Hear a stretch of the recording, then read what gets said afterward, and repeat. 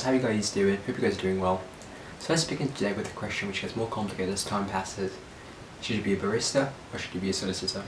It's two different jobs in the same field but with a big difference.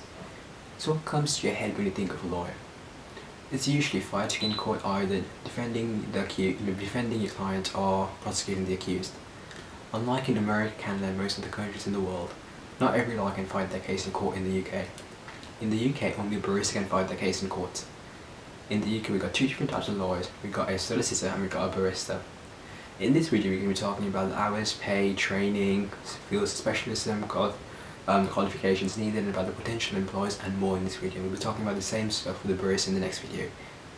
So guys, let's start with the solicitor. I know it's a bit of a letdown that we're not talking about the barrister in this video, guys, but it's something to look forward to, guys. Because guys, the next video that's going to come out is going to be talking about barristers. But, oh well. So, what is a solicitor? A solicitor is a member of the legal profession who is qualified to deal with conveyancing, drawing up wills and other legal matters such as looking at contracts and essentially fighting your cases and making sure everything works well and everything, like making sure you get your rights adhered to and stuff like that. But guys, more on this in a bit. So guys, a solicitor is different from a barrister. Someone who is looking for legal advice will normally seek a solicitor first, and then afterwards we'll seek a barrister through a solicitor. A solicitor essentially does the legwork in any case. That is the hardest portion of any case. This is why they charge a lot for their work, because the overhead costs are very high. Because guys, they need to pay for paralegals, they need to pay for conveyancing work if needed, they need to do the research behind it and stuff like that, guys, and that takes a lot of money. That is the exact reason, guys, that most solicitors charge in excess of £150 per hour to do anything. So guys, if you're going to maybe get advice on a certain case or an issue you guys have, for you guys, when you meet the lawyer, when you meet the solicitors, guys, you'll probably be paying around £150 per hour just to get the advice. Because guys, in preparation for that hour, guys, you can bring up with the issues and everything, guys. They need to do a lot of research and stuff like that to make sure, guys, have the best information to give you and make sure you get the best service possible. A solicitor can represent their clients in some courts, but usually recruits a barrister to represent them in court. The solicitor advises on the steps needed to proceed and manages the case or the deal until the case reaches its conclusion. They will bring a barrister if and when they need special advocacy or specialist advice. Because guys, a barrister specializes in one field, and a solicitor can specialize in a variety of fields like criminal law and tax law, something like that. But guys, usually whenever a solicitor specializes in a field, guys, they can specialize in a few similar fields. But a barrister can only specialize in one single field, guys. So guys, when you think of everything like this, guys, you need to realize that a solicitor's role is much more like a project manager role than a barrister's. Because a solicitor has to look after everything that's happening, guys, make sure everything's adhered to you and it goes with the timeline and everything like that, and guys, that is basically what a project manager does.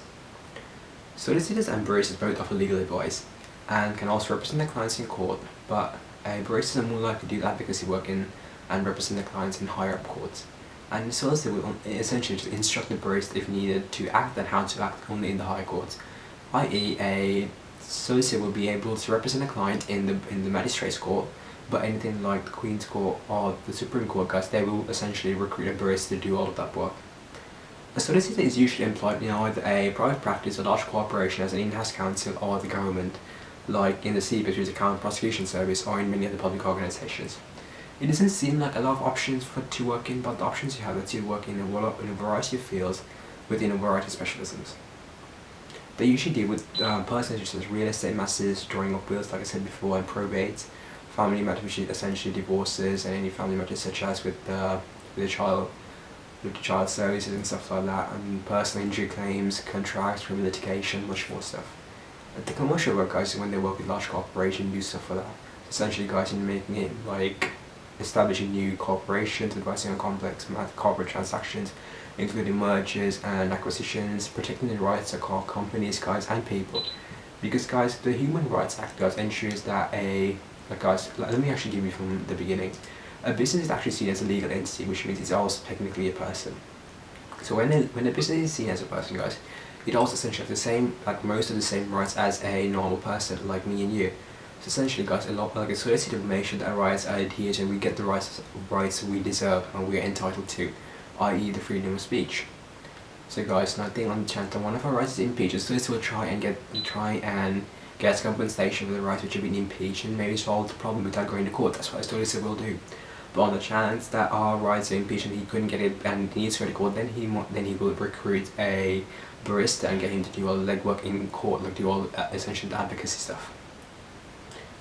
Either way, regardless of the type of work you deal with, you will specialise in the fields such as EU law, constitutional law, contract, criminal law, land, public law, tort law, banking law, commercial, construction, employment, equity interest, human rights, intellectual property, trade law, sports law, and there's so many more types of different laws, guys. But essentially it's up to you what type of law you choose to specialise in.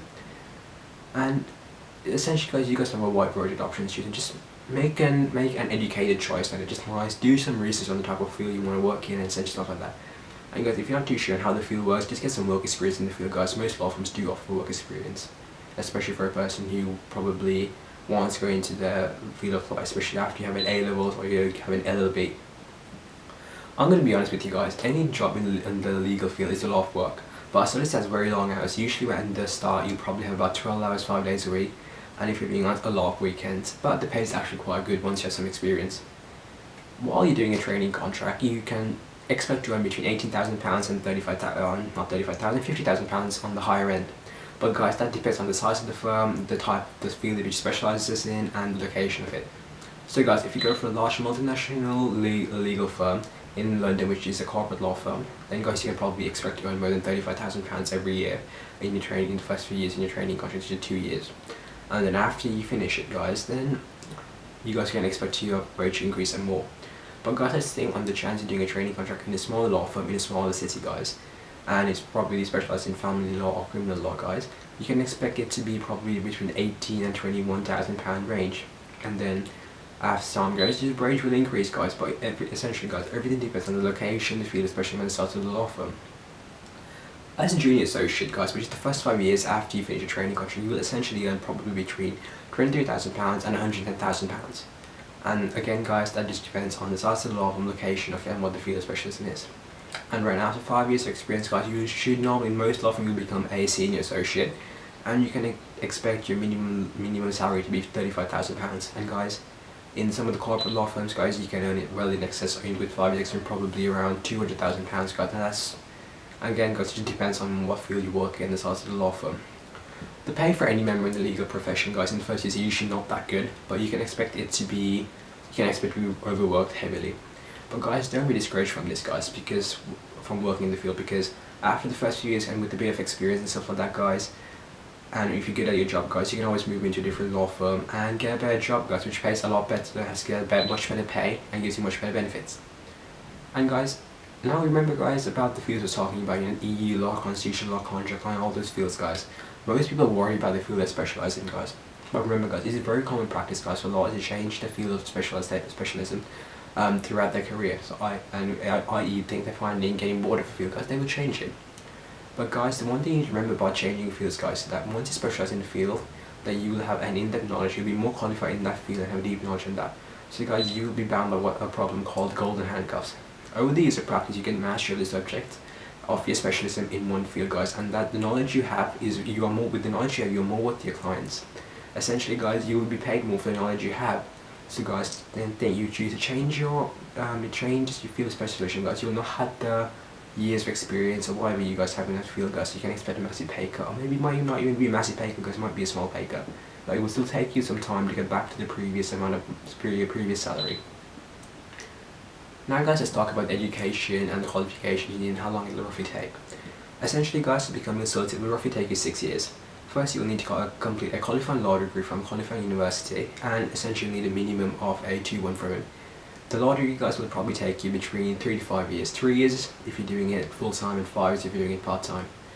And like I said, guys, you'll need a minimum of a 2-1 degree, at the end of it. The reason for this, guys, most law firms actually require you to have a 2-1 law degree in order for you to get a training contract with the firm. But guys, that is a real lenience. I think guys, you're pretty to the 2-1 from all your transcripts and everything like that, guys. And when it comes to final exam, guys, you don't do that well. Most law firms are a bit lenient, so on the chance you get a 2-2, guys, they might still take you on. But it differs from law firm to law firm. However, guys, just think you guys don't have a law degree and you still want to become a solicitor. You can still become a solicitor provided you have a qualifying degree from a qualified university in a different field, but you will still need a 2-1, guys. And having a degree from a different field will not disadvantage you guys. You can still secure a training contract. From autumn 2021, all potential solicitors will undertake Solicitor's Qualifying Examination, or the SQE, before qualifying. The aim of the SQE is to ensure all solicitors entering the profession will meet the high standards set. You'll need to pass stage 1 of it, which essentially tests the legal knowledge you have, which you should have learned in law school. Then after a period of substantial work experience, we usually go from a training contract depending on the law firm, where they might give you the role of a paralegal, and then move you on to then start your training contract after you have finished your SQE. And then you can pass stage 2 of the SQE, which essentially focuses on the practical legal skills. Essentially, it's like a vocational test, guys. It makes sure that you guys know how to interview clients, draft legal documents, and stuff like that. And after that, guys, provided you pass the stage 2 of it, guys, you'll need to meet the SRS practices and suitability requirements. Guys, I will talk more about the SQE examination and more facts on everything in the different video down the line. So guys, now let's talk about the training contract. During a training contract, you will work as a trainee solicitor, guys, and it will allow you to apply the skills and knowledge you have learned from your law degree, which you gained while you've been studying in university, in a real work setting. While completing a real training contract, you also have to complete the SQE if you haven't already completed it, which is a part of the training and must be completed in order for you to become a solicitor.